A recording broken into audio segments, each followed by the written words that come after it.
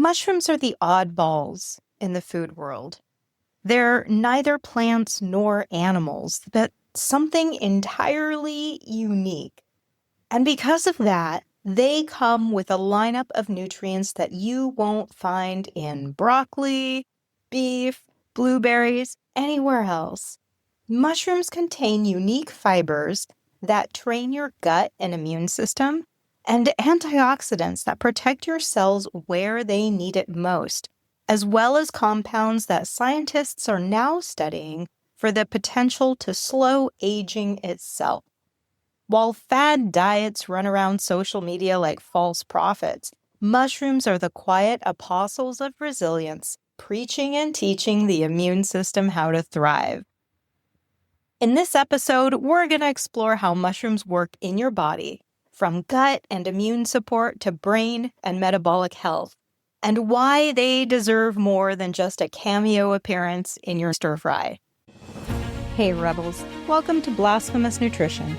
Consider this podcast your pantry full of clarity, perspective, and the nuance needed to counter the superficial health advice so freely given on the internet.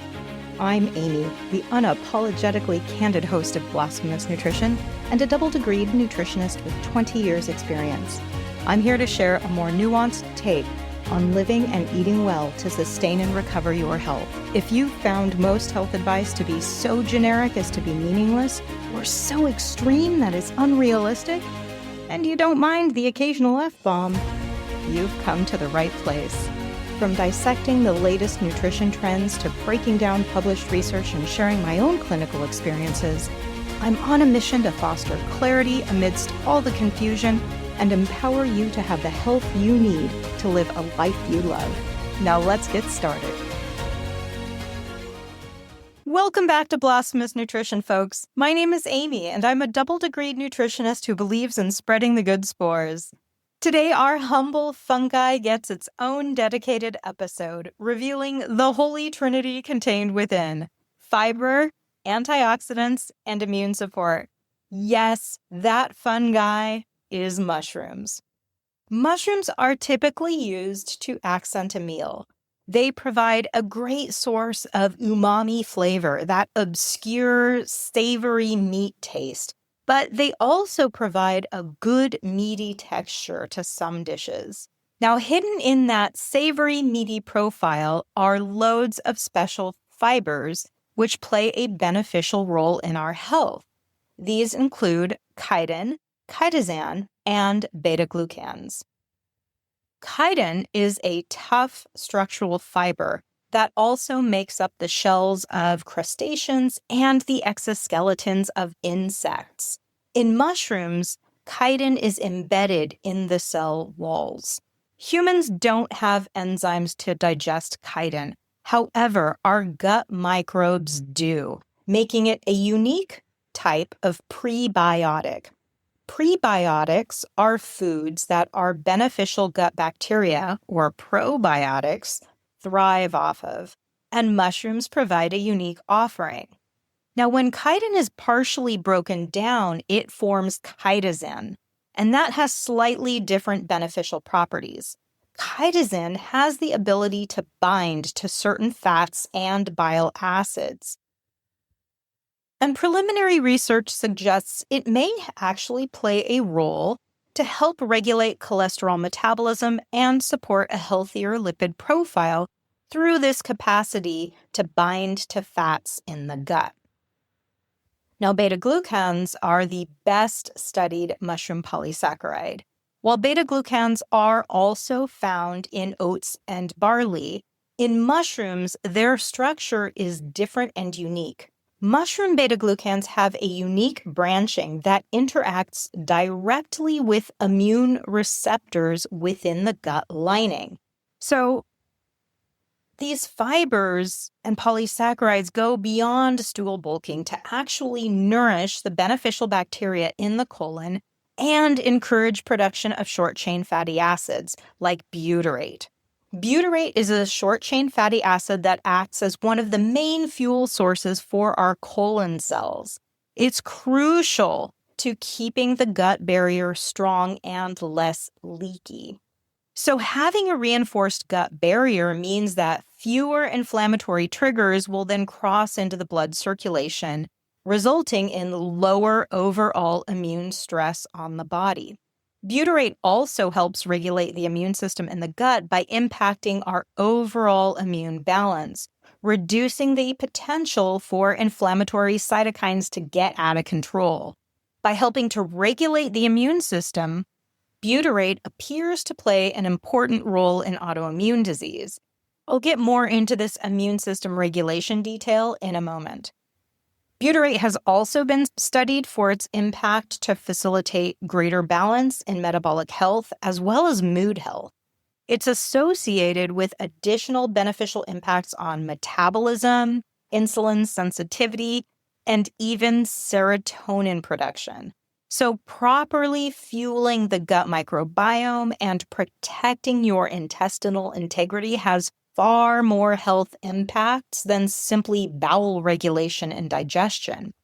Consuming mushrooms supplies unique fibers that directly benefit the gut through greater scaffolding and reinforcement of the gut barrier as a primary source of defense, as well as nourishing the bacteria within the gut, which then contributes to whole system health benefits going beyond the gut into the brain and the metabolism. So mushroom beta-glucans are technically a type of carbohydrate, and they act as active messengers that bind to receptors on immune cells, then kicking off this whole crazy host of immune activity. So the end result is an immune system that is better trained at recognizing unwanted pathogens, engaging in phagocytosis, which is the strategic destruction of diseased cells or pathogens or other bits of debris in the body.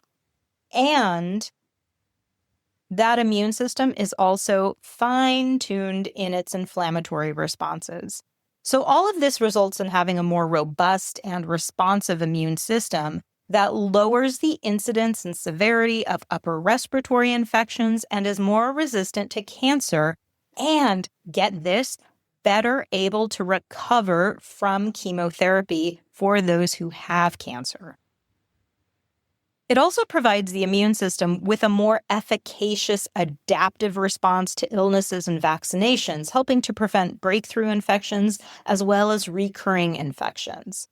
So for those of you who may have been told that you have and I'm air quoting here, overly responsive or aggressive immune system, you'll be pleased to know that these beta-glucans do not stimulate the immune system further if it's imbalanced towards kind of an aggressive immune response.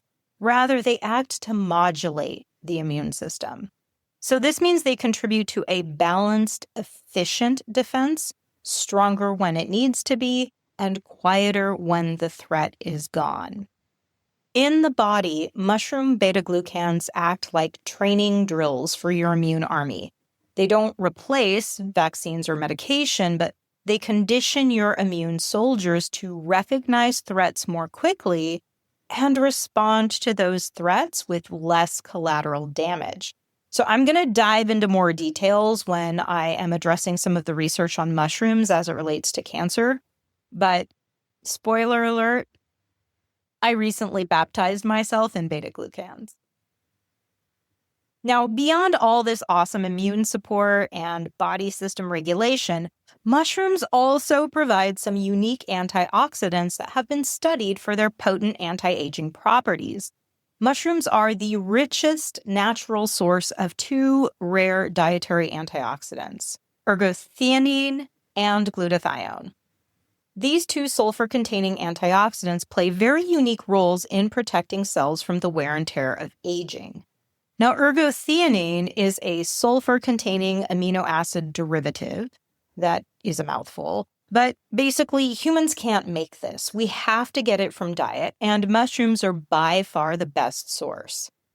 Ergothioneine acts as a direct antioxidant, neutralizing free radicals before they damage our DNA, protein structures, or lipids in the cell. And it tends to concentrate in tissues that are exposed to high levels of oxidative stress, like the liver, the kidneys, our brain, and red blood cells. Now, we have a dedicated transporter protein in our body for ergothioneine, which pulls it from the blood and concentrates it in those burdened areas of the body. Given that our amazing body created a dedicated transporter for this compound, suggests that it plays a very important role within our body. Chronic oxidative stress is at the root of cardiovascular disease, neurodegeneration, and accelerated aging.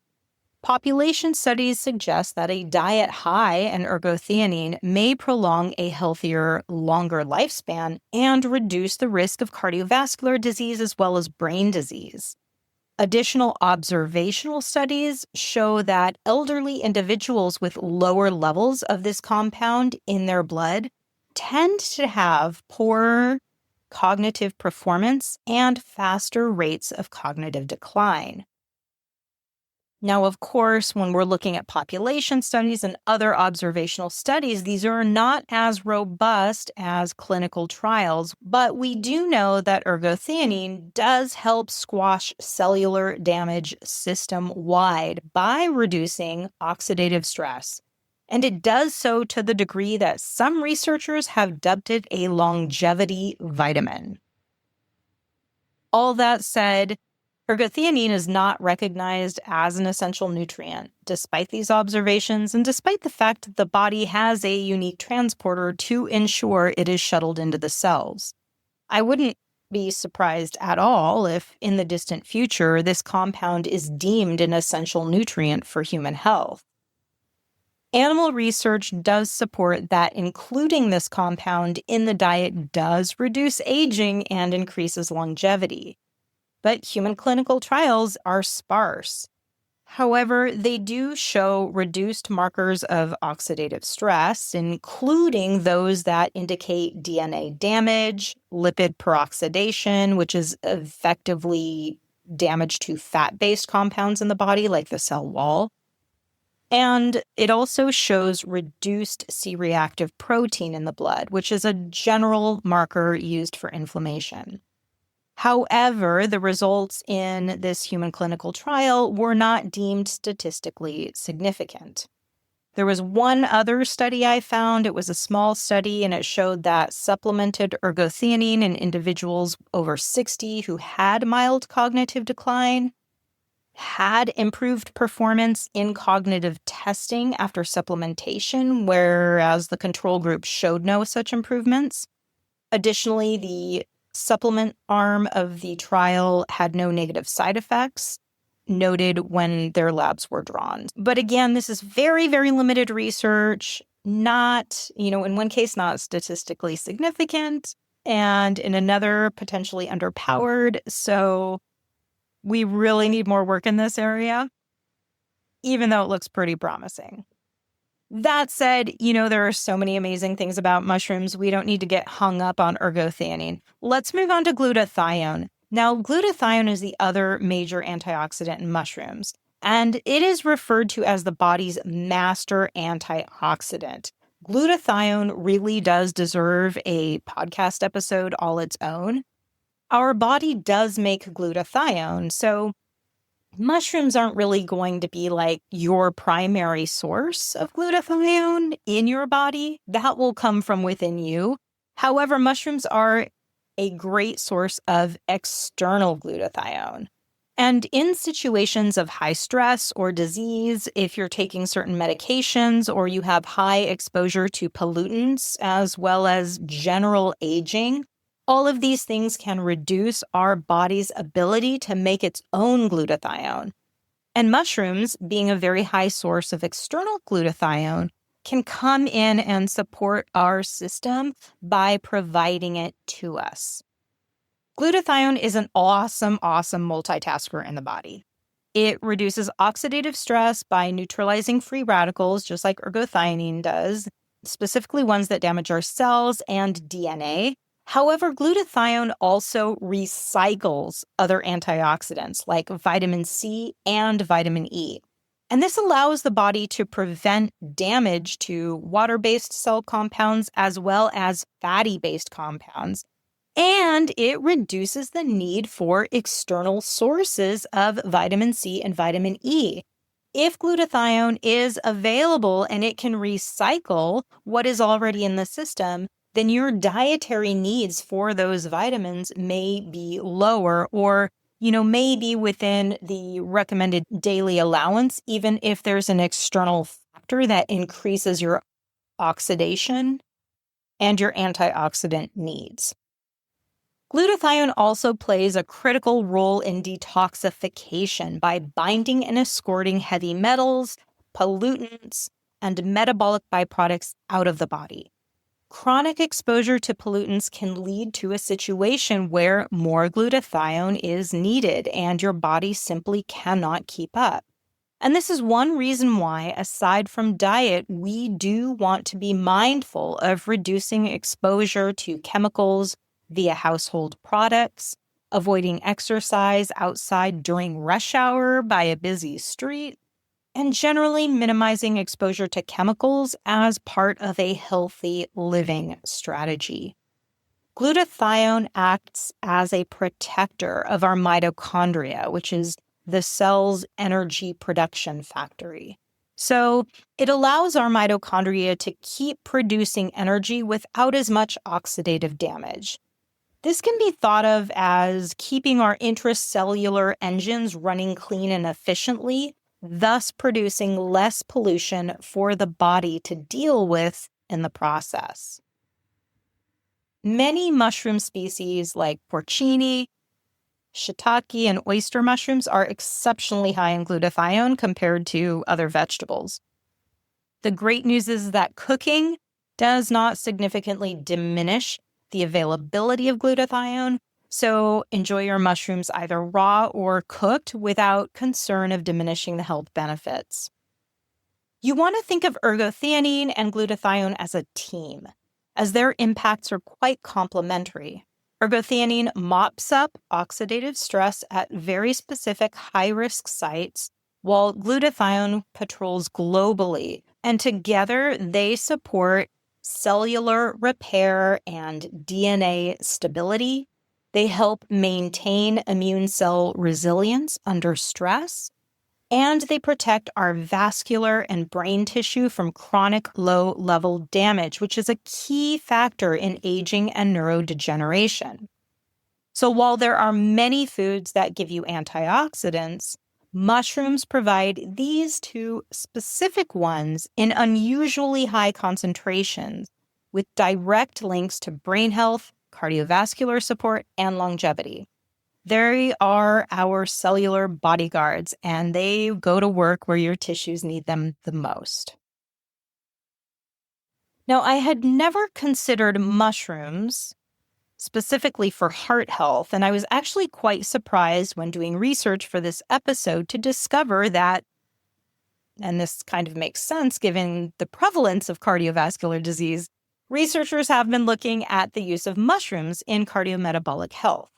Cardiometabolic health is the health of the entire cardiovascular system, as well as the metabolic functions related to blood sugar regulation, because these two tend to go hand in hand. Now, chitosan, that fiber in mushrooms that I mentioned at the start of the podcast, binds to cholesterol and bile acids, helping to lower cholesterol absorption. Ergothioneine also protects blood vessels from oxidative damage. There have been studies done on oyster and shiitake mushrooms showing that they can reduce cholesterol and triglycerides when added to the diet of those who have diabetes or those who have mildly elevated cholesterol. Mushrooms also have been shown to improve insulin sensitivity and slow glucose absorption thanks to those unique fibers. Diabetes alone is a major risk factor in cardiovascular disease due to the impact that chronic high levels of glucose have on tearing down the vascular system. So if you're worried about heart disease, you better keep your blood sugar in check, hands down. In a Bangladeshi study done on those with diabetes, 200 grams of mushrooms, which is the equivalent of 7 ounces, was consumed daily and led to pretty significant improvements in glucose levels.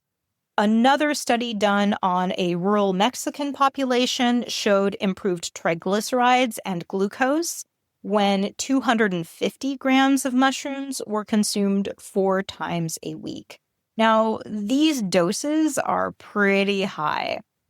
I did find one 8-week study showing improved fasting glucose on about 1 serving of mushrooms a day, which is 85 grams, but those improvements were not nearly as dramatic.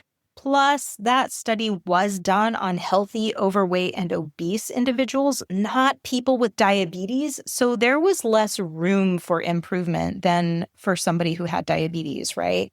There's a couple limitations on that study that kind of made me not pumped about it, but it did show that there was research done on more reasonable doses of mushrooms that did show some improvement and showed improvement on people without severe disease.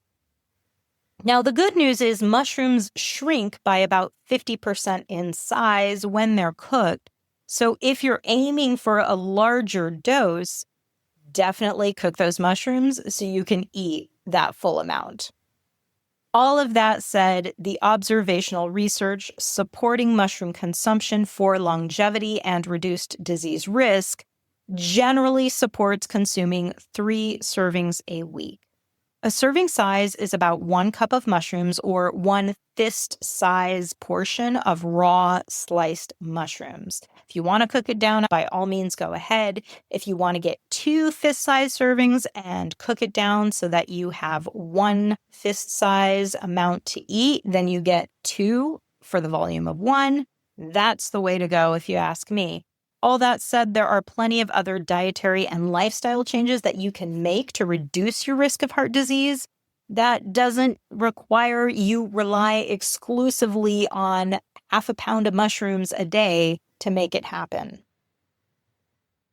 Now, what about cancer? Across China, Japan, Korea, mushrooms like reishi, shiitake, and maitake weren't just food. They've been an essential part of the pharmacy for thousands of years. Traditional healers called reishi the mushroom of immortality. Turkey tail mushrooms have traditionally been brewed into teas to support the body and resilience after illness. Way before we had PubMed, people noticed those who eat more mushrooms remain stronger throughout the hard stuff of life. And while mushrooms are widely known in alternative medicine for their anti-cancer abilities, we want to know how the science stacks up against these claims. After countless generations of traditional wisdom laid the foundation, modern science is finally catching up with what tradition already put down. Those same unique compounds that I've been discussing, the beta-glucans, ergothioneine, glutathione, they are shown to benefit our immune system, and they are also showing serious promise in cancer research. So you remember how I mentioned that beta-glucans bind to receptors on the immune cells? These immune cells, specifically macrophages, dendritic cells, and natural killer cells, go to work to support and train the immune system to basically level up from being an average Navy seaman to straight up Navy SEAL level skills. First, the macrophages, which eat up pathogens and dead cells, also consume that beta-glucan. And then they travel to the spleen, to lymph nodes, and to bone marrow, where they release that beta-glucan to be utilized by other immune cells as part of an overall immune training camp. Natural killer cells, which are your body's rapid response team, get especially primed. So these cells become better at scanning, looking for other cells that look suspicious, like precancerous cells or early-stage cancerous cells, and eliminate them before they multiply. Beta-glucans also help our dendritic cells present antigens more effectively, thus better training T cells to recognize threats. You want to think of a dendritic cell as your immune system's detective team. Dendritic cells hang out in tissues, they kind of sample the environment, they're always on the lookout for pathogens, toxins, abnormal cells like cancer cells. And when they find something suspicious, they grab little bits of it, and those little bits are the antigen. And then they head over to the nearest lymph node.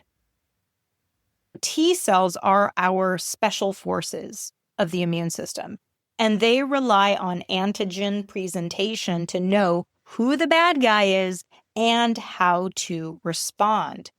Because our T cells are powerful and deadly, they need clear instructions before they act. Otherwise, they may act recklessly, leading to the damage of healthy tissues. An example of T cells gone awry is in the case of autoimmune disease, where the immune system is attacking living tissue, be that our joints in the case of rheumatoid arthritis, or the thyroid in the case of Hashimoto's disease. There are multitudes of different autoimmune diseases. Those are just a couple. But in autoimmune disease, those T cells attack healthy tissue, leading to disease. Basically, what happens is beta-glucans from mushrooms teach your immune system to effectively identify the villains and then remember the mugshot of those cancer cells and those pathogens so it can respond faster and more accurately next time. While population studies do show reduced risk of cancer in diets that regularly feature mushrooms, animal studies and early human trials have shown that the immune training provided by mushrooms can slow tumor growth, can enhance the effectiveness of certain cancer therapies, and may even improve survival markers for individuals with certain cancers. Preclinical studies in animal models show that extracts from various mushrooms, including white button mushrooms and chaga mushrooms, can significantly reduce tumor size and slow cancer progression. These mushroom extracts have been shown to boost antioxidant enzymes, reduce tumor biomarkers, inhibit tumors from forming new blood vessels, and increase the activity of our natural killer cells.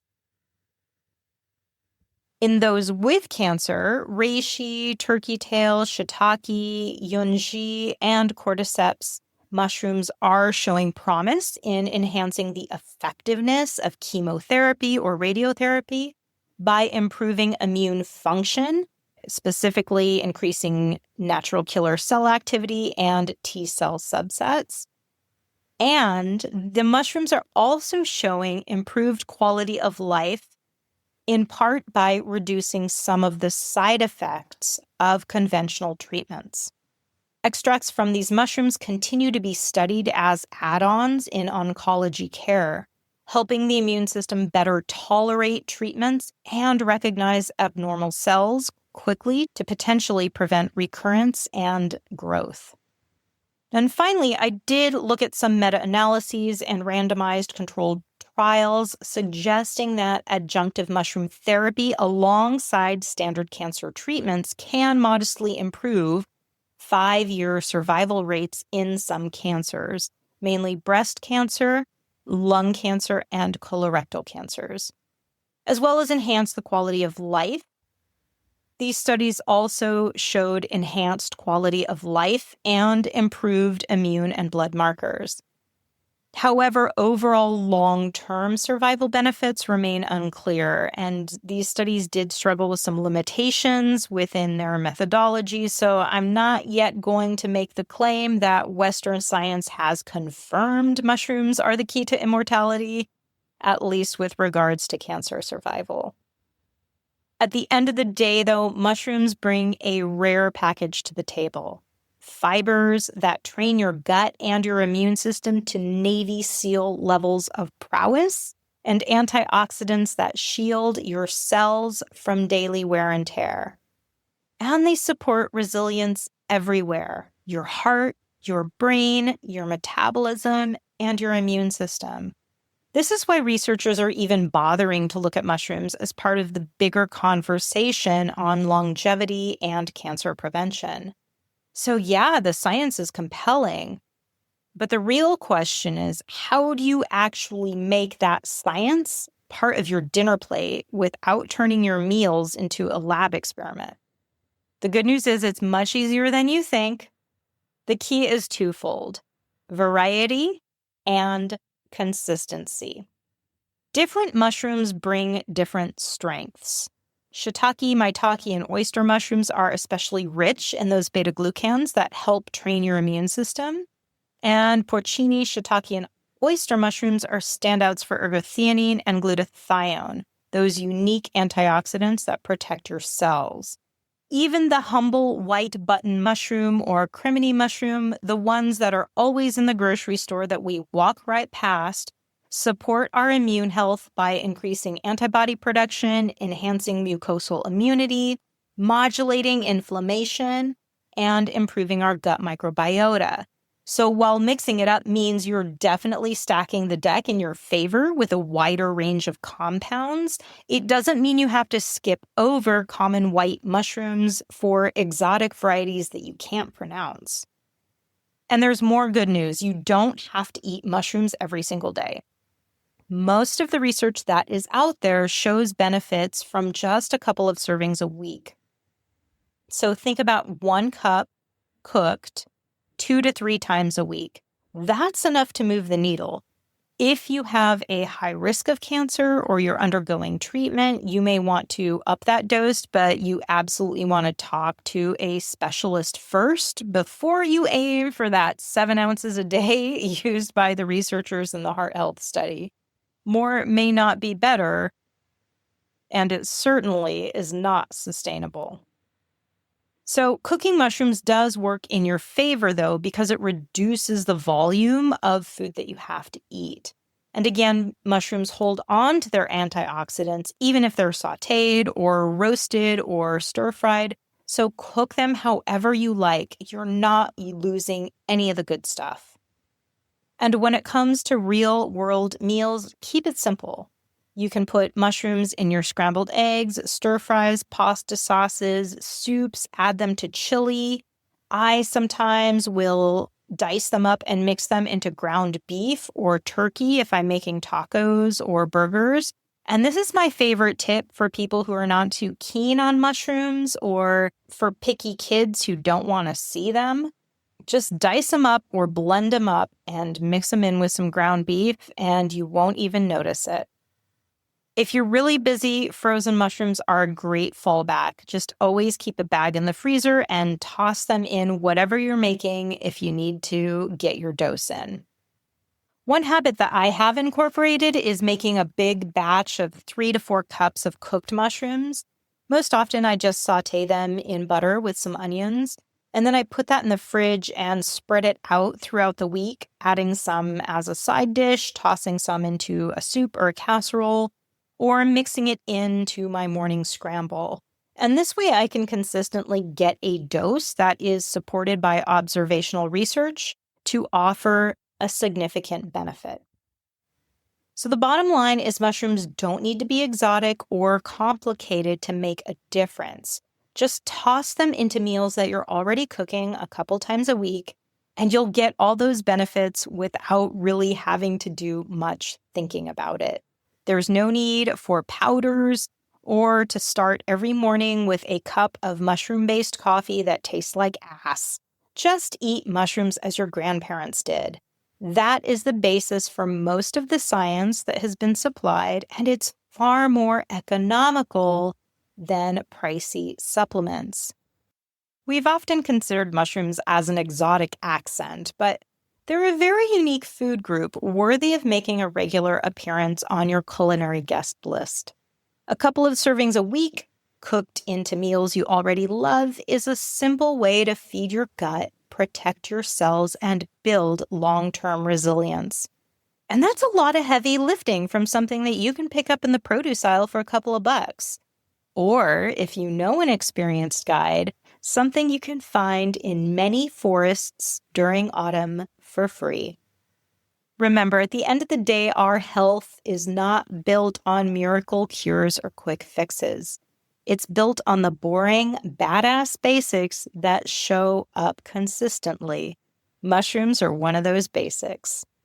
Until next time, my friends, stay salty, stay curious, and I'll talk to you soon.